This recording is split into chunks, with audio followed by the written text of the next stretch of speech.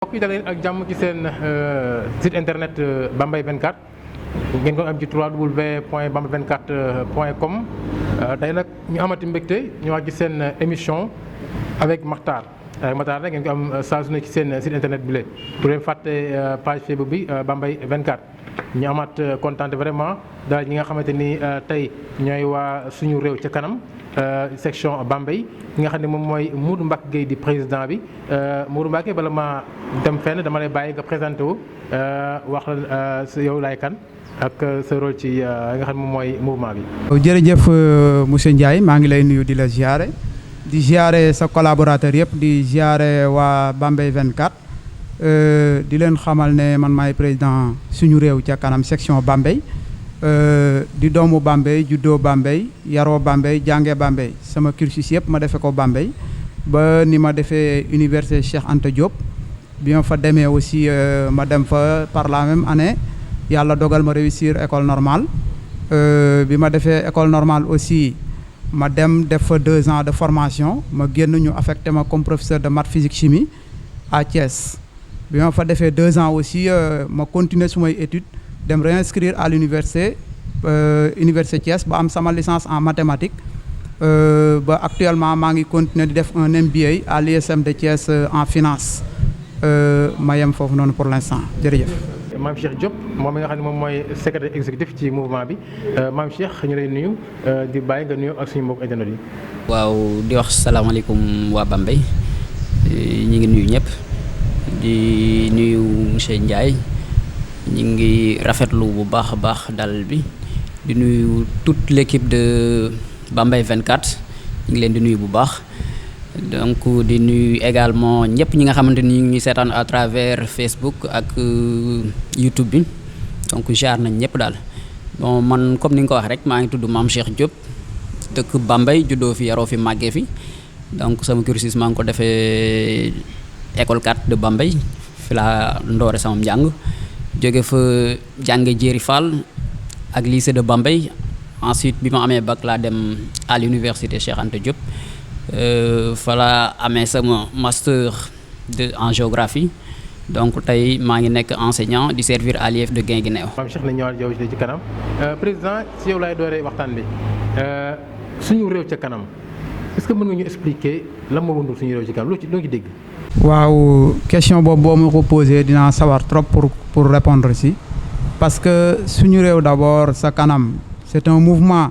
boo xamante ne c'est international national mais aussi local suñu réew ca kanam nag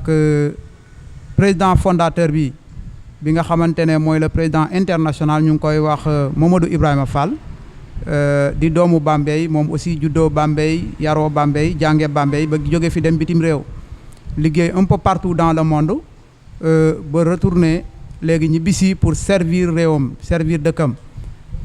kooku mooy président fondateur bi mais ci biir suñu réew ca kanam dafa am suñu Bambey ca kanam suñu Bambey ca kanam aussi est un mouvement boo xamante ne d'abord c'est citoyen économique et social mais politique loolu mooy brève présentation bi ma mën a def ci suñu réew ca kanam sunu Bambey ca kanam. suñu réew ca kanam nga ñëw indi ko Bambey pour mu am contexte Bambey on comprend donc li ñuy bëgg am toujours ci mën nga ko jox kii Mame Cheikh li ma foofu laay ci yow nga wax bëgg a indi Bambey yóbbu ko ci kanam yan stage lu ngeen teg yan stage yi ngeen teg pour mën a réussir loolu. maa ngi rafetlu laaj bi bu baax a baax donc comme ni ko Modou Mbacké waxee rek. donc suñu réew ca kanam benn mouvement la boo xamante ni da yëngu ci wàllu citoyenneté di yëngu ci wàllu social mais c'est surtout un mouvement politique boo xamante ni donc ñi ngi ko inspiré wu ci Touba sa kanam ci la ñu inspiré wu pour tëral mouvement bi nga xamante ni moom lañ duppee suñu réew sa kanam te Mouhamadou Ibrahima Fall nekk le fondateur donc stratégie bi ngay wax bu ñu lal donc xaj na peut-être ci biir stratégie duñ ci mën a xuus bu baax waaw parce que am na loo xamante ne ni xaj na après la duñ ci mën a sori daal mais daal ñi ngi waajal loo xamante ni parce que suñu Bambey ca kanam am na yu bëri yoo xamante ni dëxëñ nañ ko ci biir mais bëgguñu ci dugg léegi xaj na peut-être fii ak i fan yu néew incha allah dinañ ko indi présenter ko devant tout le monde mais dafa nekk loo xamante ni présentement mënuñu ci xuus bu baax a baax daal. voilà jërëjëf maam Cheikh ma complète tuuti réponse bi mu wax parce que stratégie boobu noonu c'est vrai mënuñu ci dugg parce que liñ naan fu buñ xamee fa nga jëm doo egg mais fi mu toll ñu ragalatu nit ñi xam fu ñu jëm parce que aussi dañu taxawal loo xamante ne lu am doole la te wóolu nañ ko dem nañ ba natt suñu bopp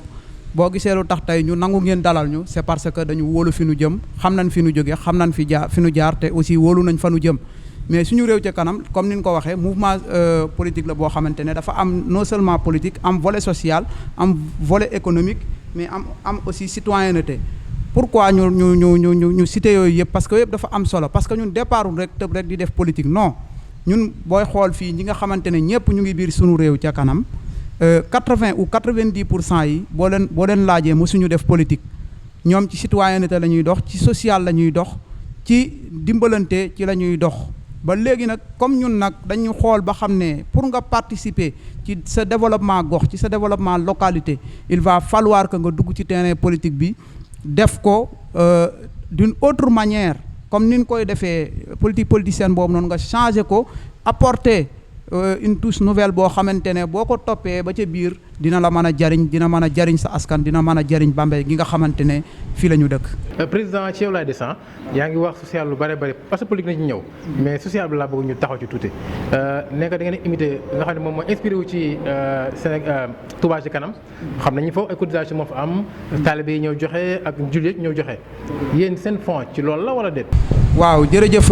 c'est vrai suñu réew ca kanam mu ngi inspiré wu ca Touba sa kanam mais suñu réew ca kanam aussi mën naa ne doxalinu Touba sa kanam rek moom la ñu jël parce que comme ni ñu ko waxee c'est un mouvement boo xamante ne yemul au niveau local yemul au niveau départemental mais c'est un mouvement international sunu social bi nga xamante ne ñu ngi koy def ci biir sunu réew ca kanam aussi c'est de par de bonne volonté ñi nga xamante ne tey jii le président fondateur dama koy saluer de passage mu ngi ciy def liggéey bu am solo mais aussi ñi nga xamante ne ñëpp ñu ngi bokk ci biir mouvement bi dañuy joxe seen ay cotisation dañuy yónnee seen ay cotisation ñuy dajale fonds yooyu noonu di si dimbale askan wi ba ci Garmi Madiba bii nga gis tey jii nii nga xamante ne président moom moo ko def ci ay propres moyens def ko fi te utu ci benn bénéfice li mu ci bëgg tout simplement mooy lépp loo xamante ne produire nañ ko recette yu ci am nu jël ko jënd ko ay cahier jënd ko ay bic jënd ko ay livre dem ci école yi nga xamante ne xale yi ñu ngi bëgg a jàng mais amuñu ay moyens pour jàng manqué nañu cahier manqué nañu bic manqué nañu sac ñu dimbale leen ci jox leen ko pour nu jàng par la même occasion taxawal nañ benn kii boo xamante ne ñu ngi ko tuddee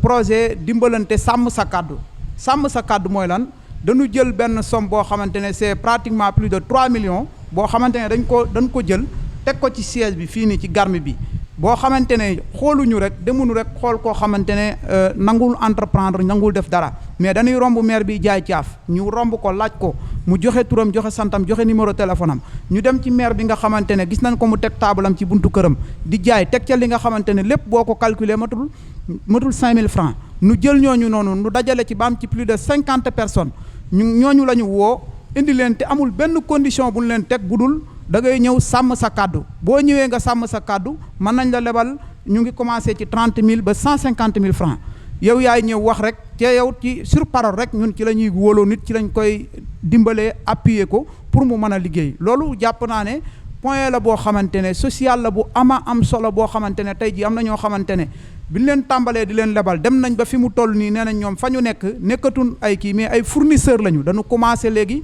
ñoom képp ku bëgg bagage si ñoom ngay ñëw ñu jox la nga commencé di jaay loolu noonu ak la boo xamante ne suñu réew ca kanam suñu Bambey ca kanam mu ngi koy doxal te loolu du tey mais nag boo demee nag di liggéey benn liggéey bu am solo ba ñu ngi koy liggéeyal xam ne lii nii am na solo te buñ la joxee les moyens qu'il faut mën nga def lu ëpp loolu mën nga def lu gën a bëri loolu te gën ko am solo looloo tax nag ñoom ñëpp ñu takku dajaloo def wenn say nañu yéen kat di ngeen bokk nag ci ñi nga xamante ne yéenay jël Bambey ngeen téye ko ngeen doxal ko pour que ëllëg ak si biir doomu Bambey yëpp man cee gis seen bopp man cee am loo xamante ne moo ëpp liñ doon xalaat ci biir suñu réew ca kanam. secrétaire Mame Cheikh foofu laay njëkk ci yow aussi parce que ni nga ko waxee mën nga am ay ñoo xam ne ngeen lebal mais ñooñu est-ce que amuñu ci problème yéen parce que gis nañ fi DER bi bu président Macky Sall am na ay problème mais yéen à votre niveau est-ce que fonds yooyu amagu ngeen problème ci ñi ngeen jox lebal. waaw d'accord monsieur Ndiaye bala may tontu ci sa laaj bi dama bëggoon am lu tuuti loo xamante ni bëggoon naa ko leeral tamit parce que boo xoolee financement yi nga xamante ni mettre nañ ko en place mooy un fonds boo xamante ni mi ngi nekk toll ci près de 3 millions donc ma préciser parce que comme bu ñu waxee côté social aussi il faut que nit ñi xam ne loolu nekkul ay fonds politique mais ay fonds loo yoo xamante ne ni ci suñu que ça soit muy suñu leader ak ñëpp ñi nga xamante ni ñi ngi ci mouvement bi ñoo góorgóorlu ba mettre en place fonds yooyu tey pour jàppale ci ñi nga xamante ni ñooy suñu yaay ñu mën di ci liggéey léegi te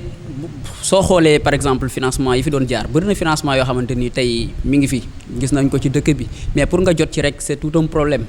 il faut soit nga nekk fii wala nga farfee yu demee noonu mais waaw comme que ça soit bëri na en tout cas que ça soit muy DER wala yeneen ak yeneen mais bii financement bi tey boo xoolee ñun ni ñuy financer modalité de financement yi nekkul ne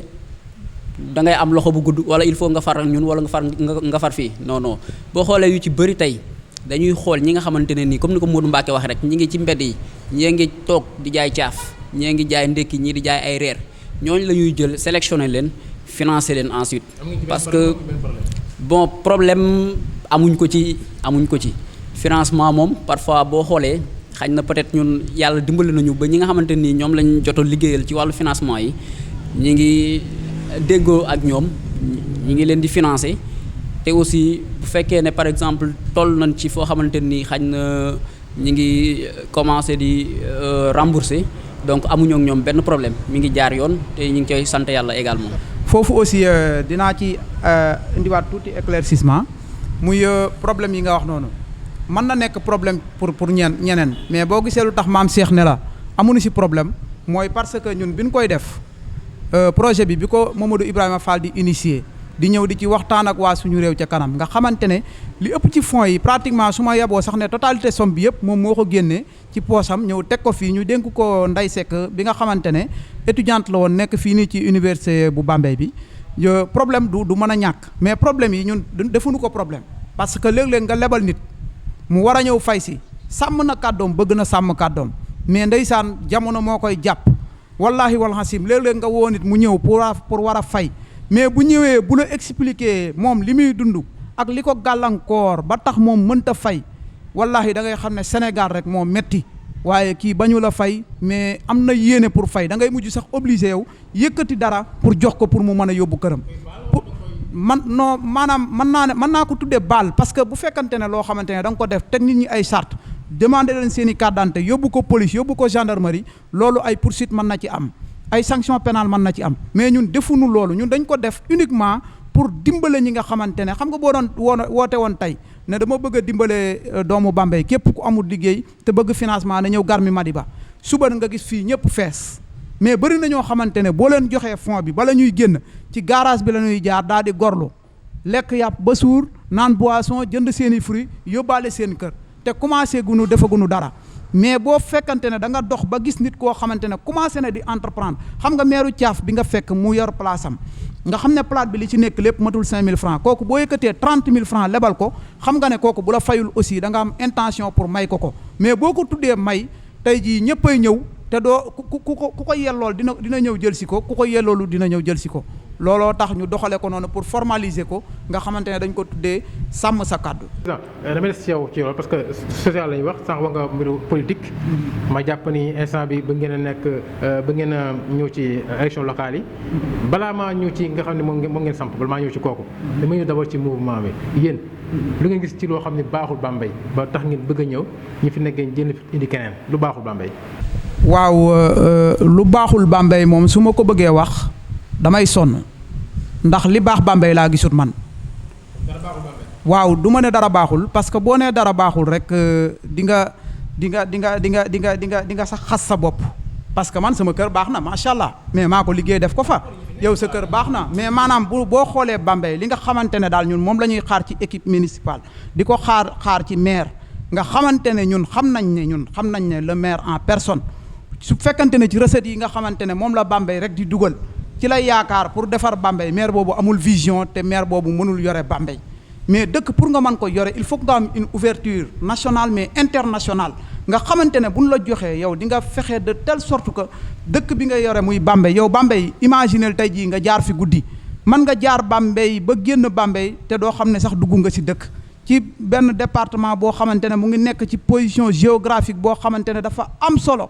tey jii bu fekkul woon tey jii autoroute à péage bi nga xamante ne jaar na tey Bambey am benn tali bu fa dem mën nga ne Bambey plus de 20 ans mu ngi nii 30 ans gisoo fi benn infrastructure boo xamante ne Bambey mën nga ko jël nga teg ci sa bët dégg nga kon Bambey soo nee maa lu fi baax man dama naan la question bi sax da nga ko war a tourner ne li baaxul Bambey da nga ma waroon xam ne ma lan moo baax Bambey li baax Bambey man franchement man wax dëgg yàlla gisuma ko. parce que tey ji yow sa xarit boo ko amoon mu jóge Thiès wala mu jóge Dakar mu ñëw nga war ko dalal ci benn place boo xamante ne au moins guddi day jot nga ne ko nañu dem doxantu ji fan ngay doxantu aw ak moom xombal gii nga xamante ne à quelques kilomètres de Bambey boo fa jaaree sax aménagé nañ fa ay espace public yoo xamante ne tey jii boo amee sa xarit bu guddee bu tàngee mën nga ànd ak moom ngeen doxantu dem foofu jël café toog waxtaan mais Bambey amul dara loo xamante ne mën nga ko jël di ko tiitaroo lenn ngay dem di wax Bambey am na lycée am na université am na ceci am na cela te booy xool sunu lycée moderne bi ban ko tabaxee ak léegi ñaata at la ñun lorsqu'on était étudiant nekk université Cheikh Anta Diop ma nekkoon président commission sociale amicale bi boobu ci la ñu xeexoon ñëw wàcc sur le terrain ba tey jii ñu indil nu fii nii tabaxal nu lycée moderne bi ba léegi mënul ubbi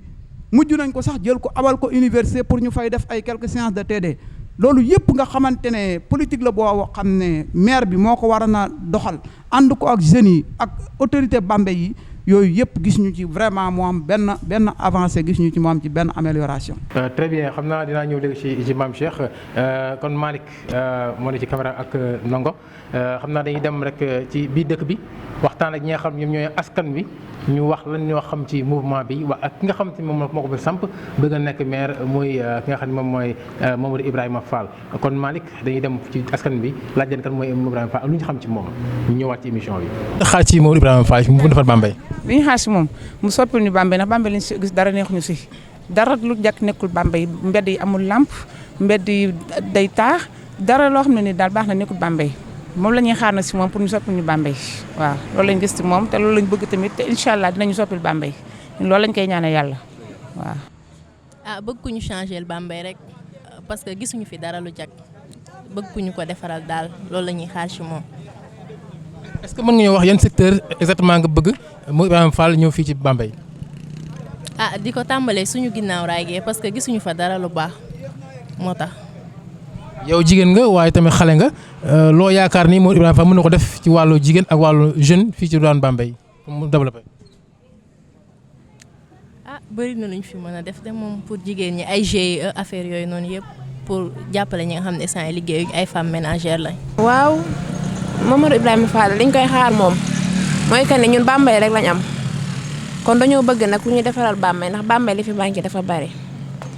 Bambey mbedd yi salte na tilim na Bambey ko ñu bari dafa lëndam ba pare bu nawet bi ñëwee dafay taa te am na ñu fi bëgg liggéey am na fi ay jeunes yoo xam ne bëgg nañ fi liggéey mais amuñu lu ñu liggéey ñun daal ku ñu jàppal ci ku ñu defaral Bambey lañ bëgg jàppal ñu jeunes yu Bambey ñu am lu ñu liggéey ak suñu maire yi tamit suñu yaay dañoo sonn torop ñu gën leen a jàppale loolu la ñuy xaar si moom. jërëjëf Malick jërëjëf Ndongo Ndiaye ñu ñëwaat kon ci suñu émission di fàttali ñu ngi fii ci restaurant fast food Garmi Madiba moo ñu dalal tey ci émission bi ma fàttali ñu ngi am ba tey suñu invité yi nga xam ne moom mooy Modou Mbacké Gueye moom mi nga xam ne moom mooy président mouvement bi di suñu réew ca kanam section Bambey kii tamit di Mame Cheikh Diop nekk secrétaire exécutif bi Mame Cheikh ci yow lay dooree ñëwoon ci wàllu politique bi Modou Mbacké daanaka li mu wax mooy Bambey moom daanaka li fi baax bariwul bu fekkee am na sax noonu la waxee mu ne fi nekk di Gana Mbaye am na coo xamante ni ay lampe des fois indi na ko fi gis nañ ne Bambey amoon ay lampe indi na ay lampe maa fi dégg ay projet Pakasen fii nii ci gannaaw am na benn boo xam ne kii la ay hangar bi laa fi gis boo marché bi loolu baaxul wala da nga koo xeeb ngeen loolu. waaw maa ngi rafetlu question bu baax a baax par rapport ak lampe yi ngay wax man gisuma lampe yoo xamante ni mën nañ ne lii municipalité bi liggéeyam la. personnellement man gisuma loolu lamp yi projet boo xamante ne nii wër na Sénégal wër na réew yu bëri tey ci Afrique mais nekkul liggéeyu municipalité tey boo demee aussi te lamp yi donte néew na ci biir dëkk bi bëri na territoire ou bien koñ yoo xamante nii tey jii nii boo fa demee lëndëm la léegi waa koñ bi les jeunes dañu mujj ñu engagé wu def ay cotisation pour jënd ay lamp mën a leeral seen koñ te li ci gën a graaw tey boo demee surtout zone DV bi bëri na koñ yoo xamante nii jeunes yi ñoo cotiser jënd seeni lamp mais malheureusement tey municipalité bi reconnaître loolu que ni lii kat jeunes yi ñoo engagé wu liggéey ko mais municipalité bi dafa jël loolu aaki moo ko def ko loo xamante nii comme si moom moo ko fa def alors que jeunes yi ñoo engagé wu dajale seen i fukk ak seen i ñaar dërëm ba tey jii nii ñu am benn fonds boo xamante nii mën nañ ci permettre ñu éclaircir seen koñ ci lañ ko defee kon donc côté éclairage moom franchement gisuma leen loo xamante ni municipalité bi franchement def na ko fi kon à part côté éclairage aussi tey boo xoolee Bambey li fi xew dafa doy waar soo génnee problème inondation déjà fii amoo fenn foo xamante ni bu tawee mën nga fi jaar. da ngaa gis gars yi di génn kër yi dem ci école yi kër yi génn mais mooy inondation mooy comme li xew Dakar gars yi génn dem ci kër yi amul nag Bambey wax dëgg. Dakar Bambey c'est différent inondation mënul weesu tey mu taw nga génn taxaw sa buntu kër sa biir kër fees dell nga génn taxaw sa buntu kër mbedd mi amoo foo jaar lépp di am ndox ba di fa fanaan di fa yàgg di fa bëgg a def lu mat une semaine te gisoo kenn koo xamante ni autorité la wala bokk na ci municipalité bi ñëw taxaw pour wallu ci askan bi kon donc Bambey mënuñu ne Bambey mënul am inondation parce que li fi am ñun ñëpp gis nañ ko par rapport ak ça aussi tey xam nga dëkk tey boo gisee dëkk bu mel ni Bambey ak université bi nga xam ne moo fi am Bambey dafa nekk dëkk boo xam ne dafa nekk dans une dynamique d'extension maanaam dafay màgg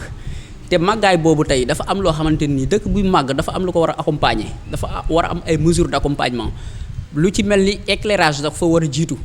ndox dafa fa war a jiitu pour ñi nga xamante ni ñi ngi installé wu foofu mën a am nekkin boo xamante ni nekkin bu mucc ayib la mais tey boo demee tey bëri na dans la zone de DV bëri na dëkkuwaay yoo xamante nii mais ña ngi fa installé wu boobaak léegi ça fait plus de 10 ans te mënuñu am ay robinet li tubaab di duppee les services sociaux de base tey problème la nit ñi amuñu ci accès que ça soit muy ndox bu doy ndox bu sell que ça soit muy électricité muy nga feebar war a faju problème yooyu mi ngi ci dëkk bi léegi bu fekkee ne par exemple mënuñu am accès aux services sociaux de base est-ce que mën nañ ni nit ñi ñu ngi ci nekkin boo xamante ne nekkin bu mucc ayib la mais loolu ce n'est pas suffisant tey même en plus de ça même poste de santé bu fekkee ne am na alors que nit ñi ñu ngi ci souffrance boo xamante ne nii lu ñu def seen biir yi lañ tal est-ce que dans ce cas là boo feebaree mën nga faju est-ce que dans ce cas mën nga faju mais mënul faju parce que nit ñi dañu instant bi sénégalais yi dañu sonn dañu nekk ci souffrance boo xamante nii franchement doy na waar. très bien Modou Mbacké ma ñëwaat ci yow. mooy Mamadou Ibrahima Fall moom ngeen ñëw moom ngeen porté ni moom ngeen bëgg mu nekk maire Bambey li fi sooxe mu joyantu ko lu tax ngeen tànn kooku. voilà monsieur Ndiaye boo gisee sama introduction xaw naa ko ci junj tuuti nee naa nekk maire moom Bambey rek la yombe Bambey kese ngay ñëw di def ne dama bëgg a nekk maire te amul benn enquête de moralité bu nit ñi di def parce que Bambey mooy dëkk boo xamante ne man nga fi gis nit mu leer la ne kii nii di la bëgg a jiite wala kii nii di la jiite loxoom setul nga mën a ànd ak moom Bambey rek nga mën a gis nit koo xamante ne dañ ko épinglé jàpp ko flagrant délit muy sàcc luubal alalu askan wi nga topp ci ginnaawam di ko tàccu Bambey rek nga ko mën a gisee boo ma ko laajee du ma tudd tur parce que ñun yàlla dimbale nañu dañu jaar d'abord école coranique te dañu jàng naxju te naxju dafa bëgg maanaam ngay rafetal te aussi mais su ma ko junjee ñëpp ñu dëkk Bambey te nga xamante ne ki gën a tuuti Bambey sax boo ko laajee xam naa ci loolu noonu li may wax noonu lu bëri Bambey mooy dëkk boo xamante ne fii la ñu mën a laaj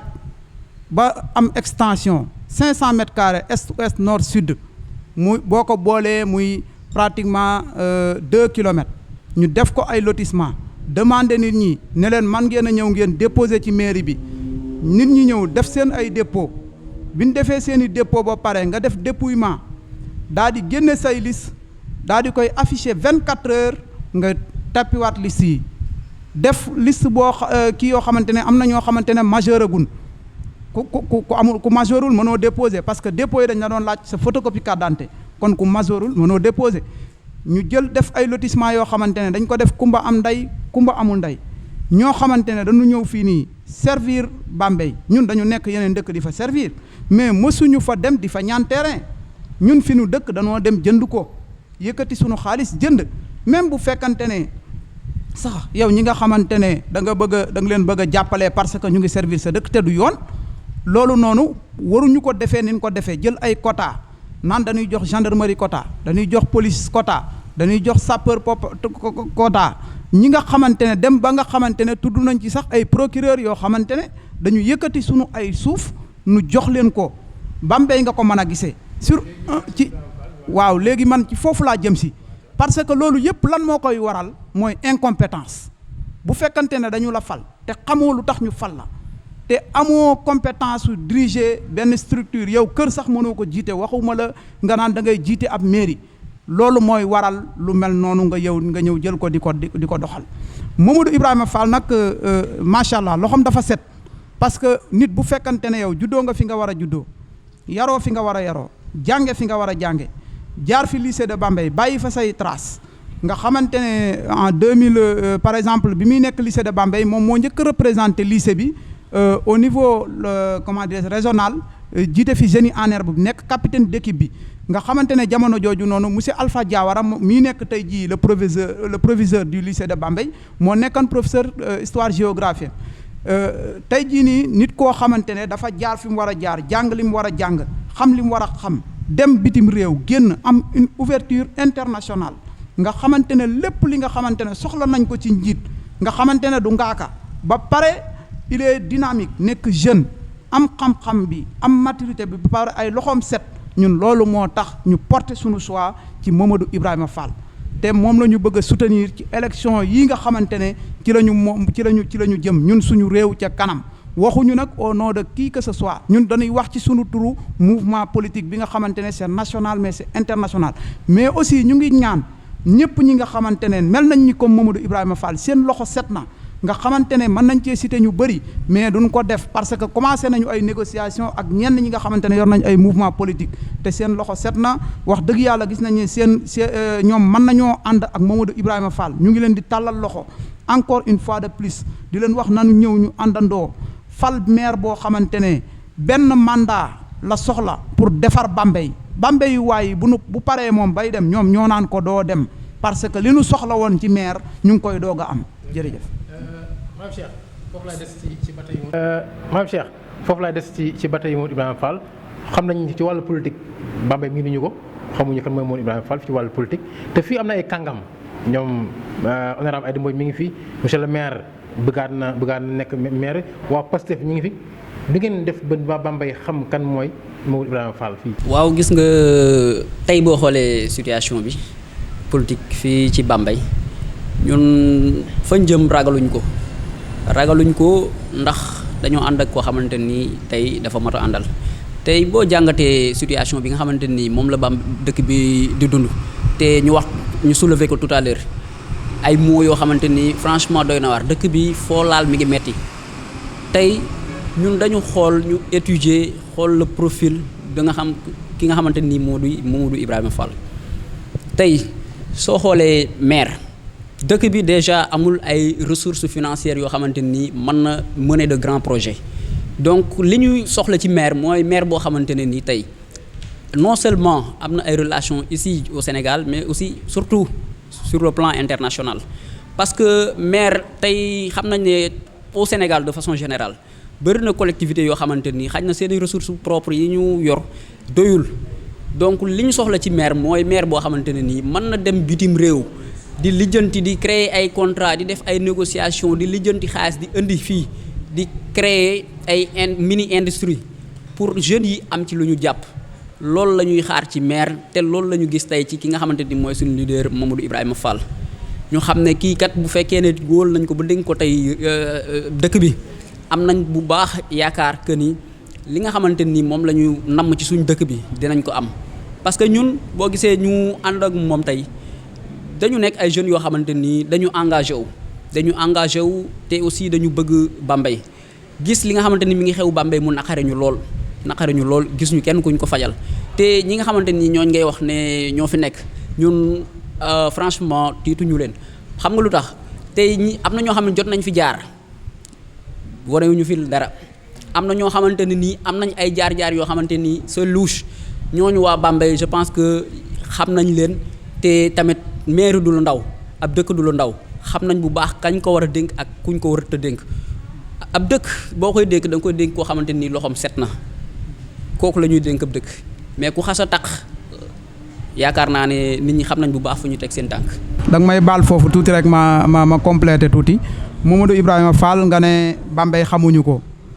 waaw question boobu aussi dinaa sawar ci complété ko ni ko maam Cheikh waxee sama naataango Mamadou Ibrahima Fall xam nañ ko mais dañ ko xamul ci ay naafiq xamuñu ko ci njuñ njaaj xamuñu ko ci sàcc xamuñu ko ci wuruj mais li ñu xam ci moom te boo nee Mamadou Ibrahima Fall xamuñu ko waa Bambey xamuñu ko demal nga laaj tonton Chérif Thiam nga laaj ko ndax xam na Mamadou Ibrahima Fall demal nga laaj Alpha Diawara nga ne ko ndax xam nga Mamadou Ibrahima Fall ñëwal fii nii si ginnaaw raay fi mu dëkk demal lew na demal waxal jàmm ñi nga xamante ne ay nit lañ ñu baax mu ngi jaxasoo ak ñoom ndaxte suñu projet bii nga xamante ne ñu ngi ko teg ci kanam muy un projet social boo xamante ne projet sàmm sa kàddu wala sàmm sa kàddu rek lañ ko tuddee ñi ci bokk ñëpp xam nañ kan mooy Mamadou Ibrahima Fall waaye nag xamin dafa am solo parce que xam moom Bambey moom fii boo bëggee ñu xam la je pense que mën na bañ a def 24 heures pour ñu xam la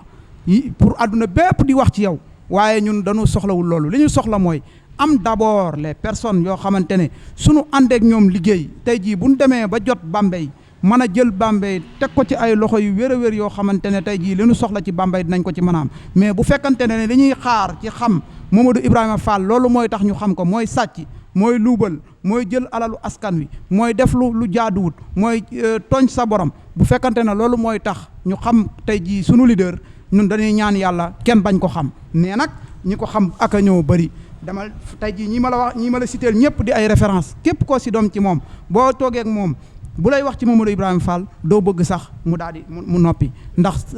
xam na ci moom loo xamante ne leer na ko ne kii nii tey jii bis bu ci Bambey jotee wala bis bu ci Bambey yaafu see di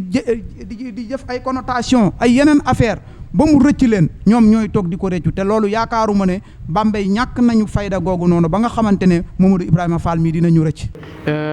xam nañ ne coalition moo xew te xam nañ ne ku dem élection Sénégal fii daanaka da ngay ut coalition bu mag nga ànd ci ndax yéen da ngeen a ut coalition wala da ngeen demal seen jub bopp rek. voilà très bien xam nga kilifa gi ñuy wax nii boobu ba léegi ñun comme li may wax rek ñun sunu mouvement moo ñu ëppal solo waaye kilifa la goo xamante ne déjà dafay liggéey dafa nekk cadre ci biir parti démocratique sénégalais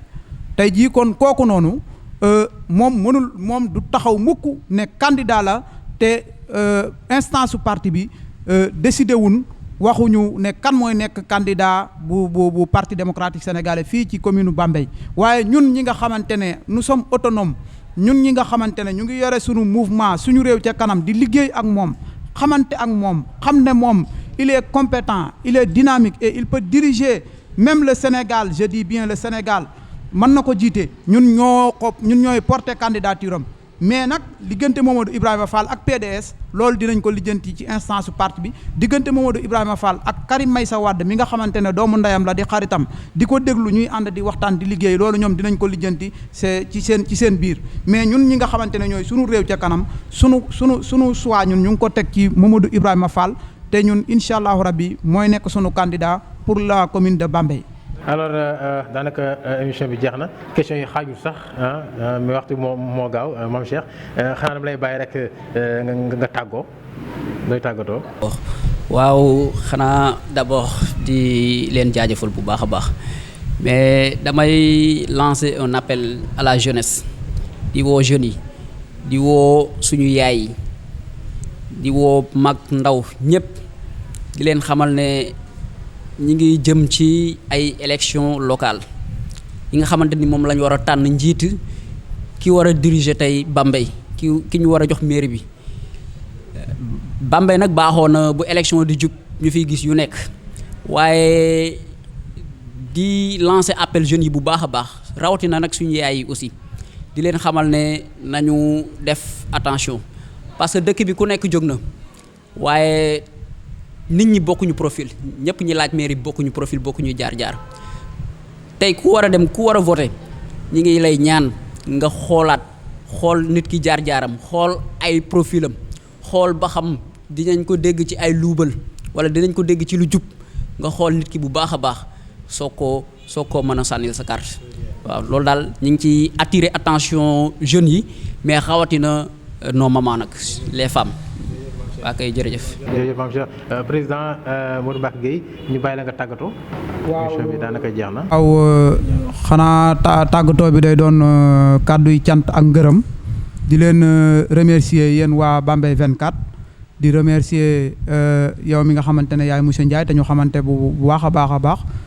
yàgg a seq ay teraanga yàgg a seq lu baax lu ne fii ci dëkk bi di nuyu sunu grand ndongo nga xamante ne ak caméraman bi nga xamante ne ñoom ñoo ànd ci liggéey bi waaw Malick waaw grand Malick moom nga xamante ne ñoo bokkoon école 2 xaw ma grand xaw ma booy Malick sax xaw ma lu ma ci war a wax parce que maa ko rawoon te xam naa ne aussi dàqu moon jàng voilà maa ngi leen di nuyu di leen jaajëfal ci seen teewaay fii mais ni ko Mame Cheikh waxee aussi dafa am solo ñu ngi jëm ci ay échéances yu ama am solo yoo xamante ne doon naa ko wax ci élection 2019 yi tey jii boo xoolee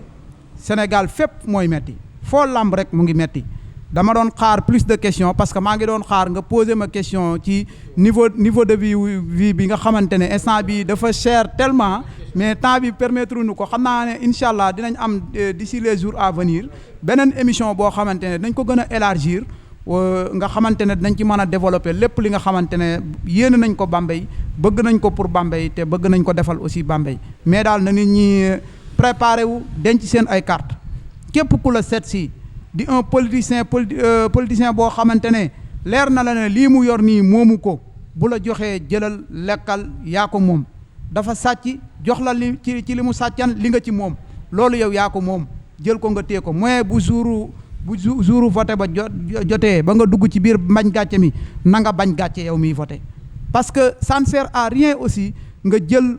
maire boo xamante ne da nga ko fiy teg mu toogaat 5 ans di la jiite ngay toog di souffrir di jooy di naan diw moo ko fi teg diw tegu ko fi loolu yëpp man daal pour man wóorut li gën a wóor daal mooy nga xool candidat yi ki la présenté le programme bi nga xamante ne baax na pour Bambey gën na pour askan wi nga jël kooku noonu nga voteel ko su ko defee mu te kooku noonu jàpp nañ ne kenn gënu cee yell sunu président Mamadou Ibrahima Fall mi nga xamante ne moom la ñu bëgg a investir te moom la ñuy investir pour les élections d'ici 2022 incha allahu rabbi. jërëjëf mu nekkoon Modou Mbacké Gueye nekk président suñu réew ca kanam section Bambey moom lañu daloon tey ak ki nga xam ne moom mooy Mame Cheikh Diop nekk secrétaire exécutif ci mouvement boobule ñu amoon vraiment mbégte bu baax dalal leen di leen jaajëfal vraiment ci seen disponibilité di jaajëfal aussi suñu restaurant bi nga xam ne sama fast food Garmi Madiba nga xam ne fu lañ defee émission bi di gërëm bu baax Malick Ñing mu newoon ci caméra bi ak Ndongo Ndiaye ci beneen wàll wi di leen jaajëf yéen nga xam ne yéen suñu mbokku internet yi di leen jox di daje rek beneen yoon ci benn émission avec Makhtar ngeen ànd ci seen mbokku Makhtar Habib Ndiaye beneen yoon ci yéen émission jërë ngeen jëf